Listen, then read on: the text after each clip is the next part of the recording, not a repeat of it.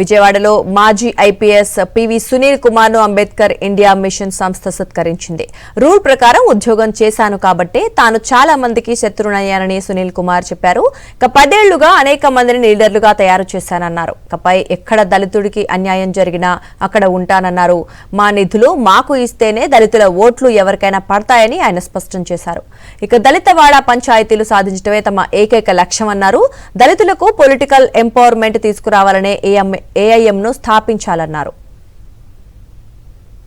గ్రామాల్లో ఉపాధి పనులకు కూలీలకిచ్చే రోజువారీ కూలీ రేటును ఏపీలో కేంద్రం తక్కువగా పెంచింది.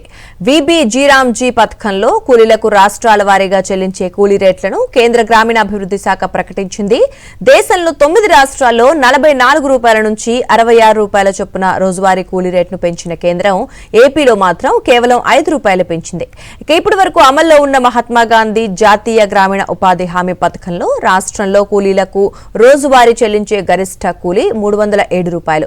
ఇప్పుడు వీబీజీరామ్జీ పథకంలో ఈ కూలీ రేటును 312 రూపాయలకు పెంచింది కేంద్రం.